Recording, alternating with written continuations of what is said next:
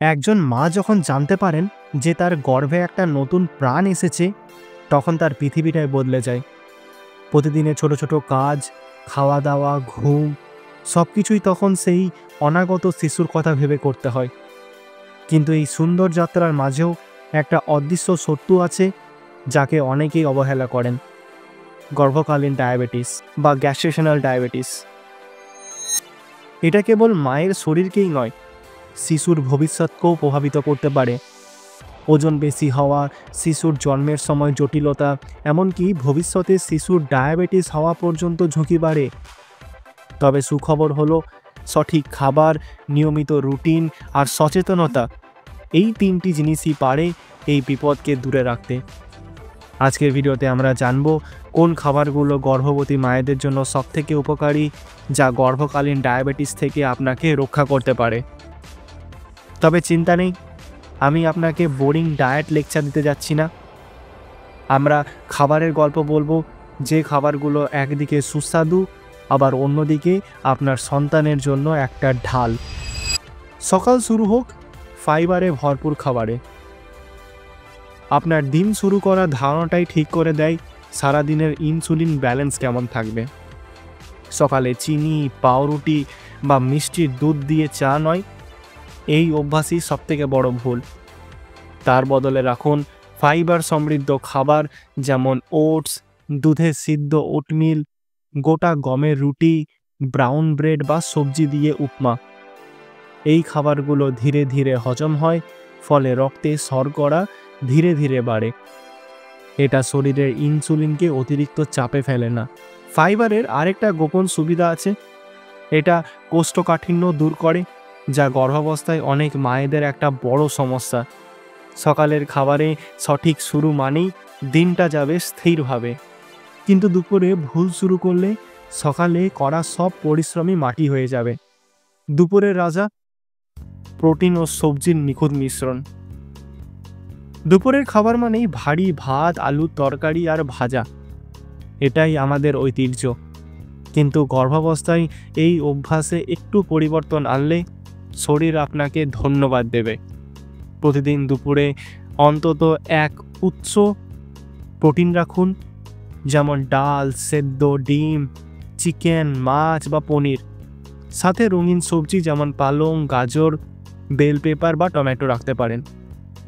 এই সংমিশ্রণ শুধু গ্লুকোজ লেভেল নিয়ন্ত্রণে রাখে না, বরং শিশুর বৃদ্ধির জন্য প্রয়োজনীয় অ্যামিনো অ্যাসিডও দেয়।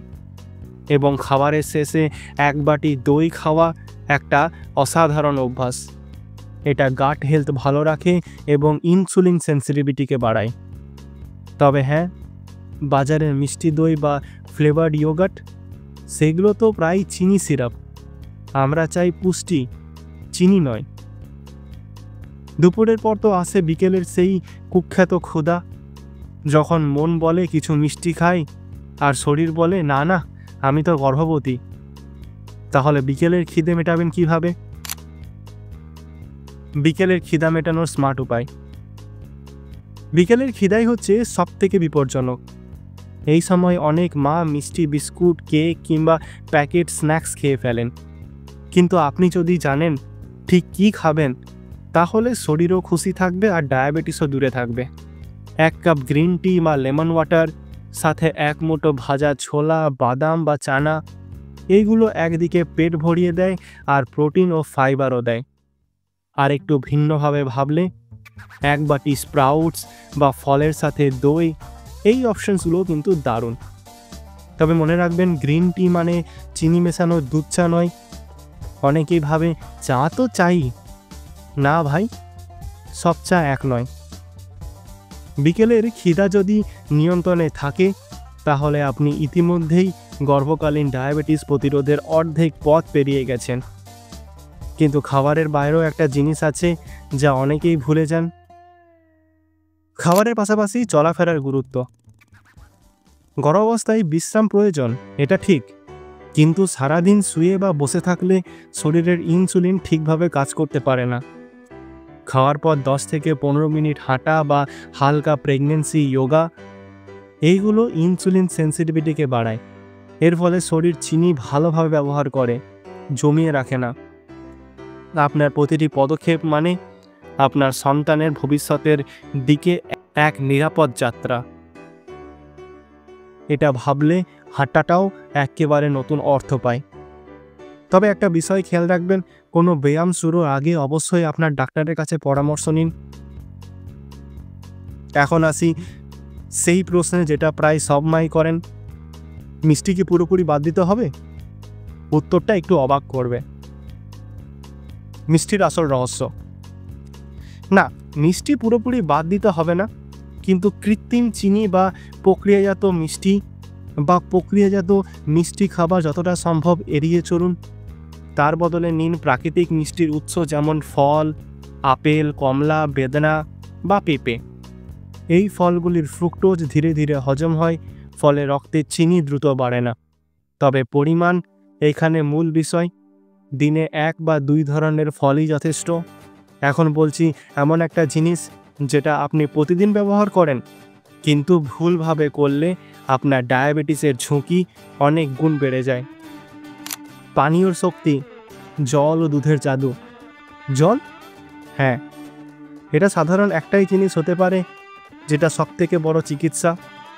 গর্ভাবস্থায় শরীরে রক্তের পরিমাণ বেড়ে যায়, তাই পর্যাপ্ত জল না খেলে চিনি ঘন হয়ে যায়। দিনে 8 থেকে 10 গ্লাস জল, সাথে লেবু বা পুদিনা যোগ করলে স্বাদও বাড়ে।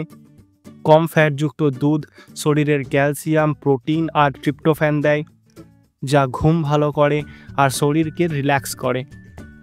তবে দুধ খেয়ে নেটফ্লিক্স দেখতে বসলে কাজ হবে না। ঘুমটাই এই সময়ে আপনার শরীরের আসল ওষুধ। শেষে একটাই কথা, নিজের শরীরের ছোট্ট সংকেতগুলোকে কখনো উপেক্ষা করবেন না। অতিরিক্ত তৃষ্ণা, ঘন ঘন প্রস্রাব, ক্লান্তি বা মাথা ঘোরা, এইগুলো হতে পারে গর্ভকালীন ডায়াবেটিসের প্রথম সংকেত। আপনি শুধু নিজের জন্য নয়, আপনার শিশুর ভবিষ্যতের জন্য লড়ছেন। তাই আজ থেকেই শুরু করুন এই ছোট ছোট পরিবর্তন, কারণ প্রতিটি সচেতন সিদ্ধান্তই হতে পারে এক নতুন জীবনের সুরক্ষা। ভিডিওটি যদি আপনাকে সাহায্য করে থাকে তাহলে অবশ্যই লাইক করুন, শেয়ার করুন আর সাবস্ক্রাইব করুন fit and healthy with Biswajit, কারণ মা ও শিশুর সুস্থ ভবিষ্যৎ এখান থেকেই শুরু। ধন্যবাদ।